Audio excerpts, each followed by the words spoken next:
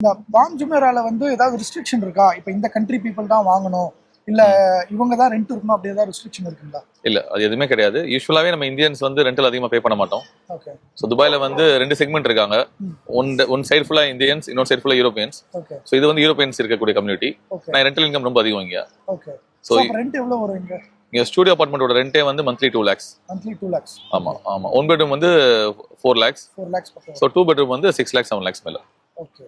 So அதனால வந்து நம்ம அவ்வளவு ரெண்ட் கொடுத்து நம்மளால அஃபோர்ட் பண்ண முடியாது. இந்தியன்ஸ் ஈவன் நல்லா சம்பாரிச்சா கூட அது நம்ம வீடே வாங்கிடலாம். ஆமா. பட் யூரோப்பியன்ஸ் வந்து வீடு ப்ரிஃபர் பண்ண மாட்டாங்க, வாங்க மாட்டாங்க, பை பண்ண மாட்டாங்க. அவங்க ரெண்டல் தான் ப்ரிஃபர் பண்ணுவாங்க. என்ன ரீசனா அவங்க கமிட் பண்ண மாட்டாங்க. ஆமா. அதே மாதிரி அவங்க வின்டர் சீசன்ல இங்க வந்து இருப்பாங்க, அப்புறம் மறுபடியும் அங்க போயிடுவாங்க. ஒரு வெகேஷன் ஏரியாவா இது பாப்பாங்க. ஆமா. பிளஸ் இது வந்து பெட் ஃப்ரெண்ட்லி கம்யூனிட்டி. இது பாத்தீங்களா, எல்லாரும் டாக்ஸ் இருக்கும். ஆமா, சுத்தி ஃபுல்லா டாக்ஸ்ல தான் போயிட்டு இருக்காங்க. ஆமா. இங்க வந்து அதெல்லாம் எடுக்க கூடாதுன்னு ரெஸ்ட்ரிக்ஷன் இருக்கறனால அதை காமிக்க முடியாது. ஆமா. பட் சுத்தி நிறைய டாக்ஸோட ஆமா ஆமா. So Europeans all talk lovers. So நம்ம தேரா துபாய்ல போயிட்டா கொஞ்சம் பொல்யூஷன் அதிகமா இருக்கும். இது ஐலாண்ட்னால உங்களுக்கு பொல்யூஷன்ஸ் பெருசா இருக்காது. சோ அவங்களுக்கு வந்து இந்த மாதிரி ஃப்ரெஷ் ஏர் வித் நோ பொல்யூஷன்றப்ப அவங்க ரெண்ட் பே பண்ண எவ்வளவு நாள் பே பண்ண ரெடியா இருக்காங்க யூரோப்பியன்ஸ். ஸோ நம்ம மக்கள் பெருசாக நம்ம ப்ரிஃபர் பண்ண மாட்டோம். நம்ம எவ்வளோ சேவிங்ஸ் பண்ணுறோம், எவ்வளோ மிச்சம் பண்ணுறோன்றதான் நம்மளோட குறிக்கோளாக இருக்கும்.